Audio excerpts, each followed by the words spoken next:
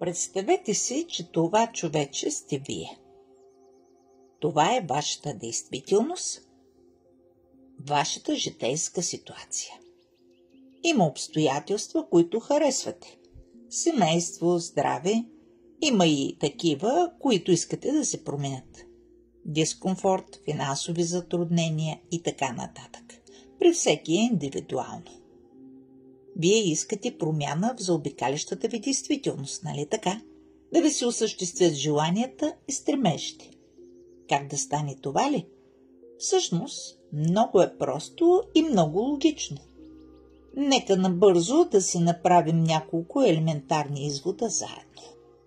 Първо, как се е проявила тази действителност? Проявила се е от вашите действия. Как действате вие, оказва влияние върху това какво ви се случва. Какво определя действията? Разбира се, вашите мисли и решения. Забелязали ли сте, че когато се чувствате по един начин, например тъжни и депресирани, всичко ви изглежда мрачно и черно? Идват ви предимно негативни мисли, които подсилват неприятното усещане. Хората са егоисти, писна ми от всичко, не ми се занимава, няма да се справя.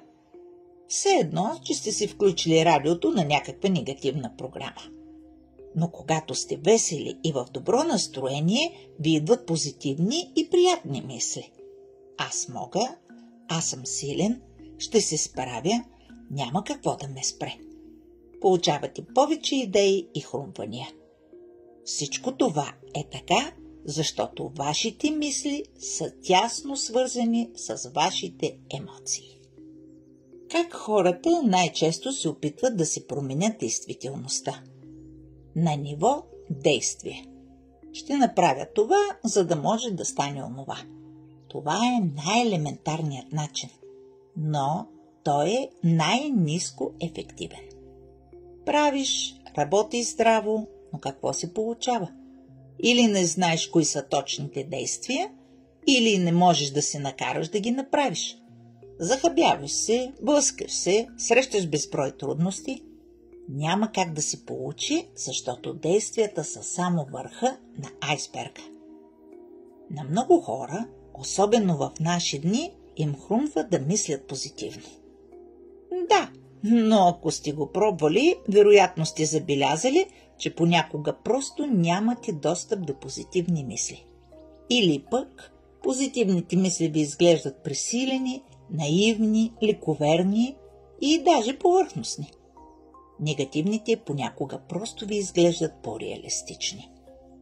Това е така, защото е трудно да мислите по начин, който не отговаря на емоционалното ви състояние.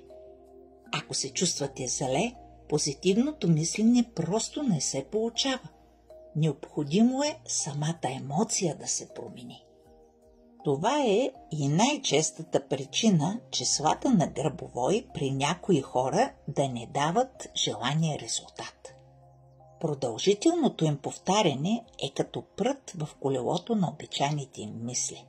Но много от нас все още ги казват механично и повърхностно, без да влагат необходимата емоция и, разбира се, нещата не се получават по желания начин.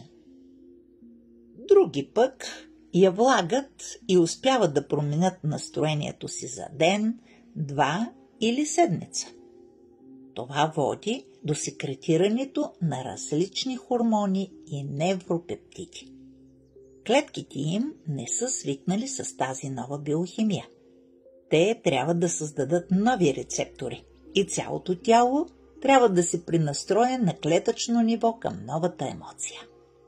На тялото обаче му е по-лесно, вместо да се пренастройва, просто да изпрати химичен сигнал до мозъка, с който да си върне старата биохимия. В резултат, човек както се чувства добре и хоп, изведнъж пропада. Старите му емоции се връщат с пълна сила и старите мисловни модели се активират отново. Тогава ми пишете на лични. Числата спряха да работят при мен. Магията им се загуби. Магията никога не е била в самите числа. Магията винаги е била във вас самите. Числата са просто инструмент. Чудесата не се случват, когато си променяте тук-там и за малко. Действителността ви няма време да отрази промяната. Чудесата се случват, когато вложите постоянство. Трябва време, за да може тялото ви да се пренастрои към новите емоции. Тогава обичайното ви настроение се променя. Започвате да се чувствате добре по навик, без дори да се стараете. Започвате да реагирате по нов начин на старите обстоятелства, защото вече сте нов човек. Чувствате се по различен начин. Идват ви различни мисли и естествено действате по различен начин. Вашето цялостно излъчване се променя.